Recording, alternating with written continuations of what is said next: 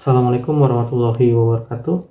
Kali ini kita akan membahas mengenai guru tanpa arah, pendidikan tanpa jiwa.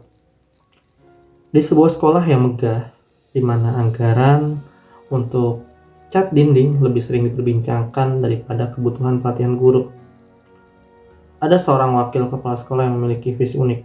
Dalam pemandangannya, pendidikan adalah sesuatu yang sederhana. Siswa duduk, guru berbicara, lalu siswa pintar. Tidak ada celah, tidak ada komplikasi, apalagi sesuatu yang membuang-buang waktu, seperti mempelajari pedagogik atau memahami proses pembelajaran. Kita tidak butuh teori, katanya dalam setiap rapat staf. Yang penting siswa langsung bisa. Kalimat ini menjadi mantra favoritnya, diulang-ulang seperti seorang pemandu acara televisi yang sedang menjual alat masak instan. Namun, apa yang tak disadari oleh sang wakil kepala sekolah adalah bahwa siswa bukanlah produk pabrik. Mereka bukan barang yang bisa diprogram untuk berfungsi sesuai standar industri. Pendidikan bukanlah tentang menghasilkan cepat tanpa memahami kompleksitas di baliknya. Bayangkan seorang dokter, ketika dia membedah, dia diminta untuk mengoperasi tanpa memahami anatomi tubuh manusia. Dia hanya diberi instruksi sederhana, potong di sini, jahit di sana, dan pasien akan sembuh.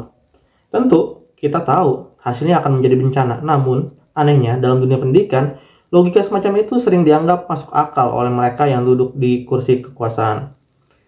Di bawah kepemimpinan wakil kepala sekolah ini, guru-guru seringkali merasa seperti penari sirkus, diminta untuk memukau penonton tanpa latihan terlebih dahulu. Mereka diharapkan bisa mengajar siswa yang berasal dari berbagai latar belakang, tanpa diberikan pelatihan bagaimana mengenali kebutuhan setiap individu. Ketika seorang guru muda memberanikan diri untuk bertanya, bagaimana saya bisa membantu siswa yang kesulitan memahami materi? Jawaban yang diberikan adalah, gunakan kreativitasmu. Guru itu harus serba bisa. Kreativitas. Sebuah kata yang sering digunakan untuk menutupi kekurangannya pada dukungan struktural. Kreativitas dalam konteks ini adalah sinonim dari cari jalan sendiri atau selesaikan masalahmu tanpa bantuan. Hari demi hari berlalu, dan tekanan yang untuk menghasilkan siswa yang langsung pintar ini semakin meningkat. Sang wakil kepala sekolah terus meluncurkan kebijakan baru yang semuanya berfokus pada hasil tanpa peduli pada prosesnya. Jika ada siswa yang gagal memahami pelajaran, itu bukan karena metode pengajaran yang salah, melainkan karena gurunya yang kurang berusaha. Namun di balik semua itu, ada sesuatu yang hilang.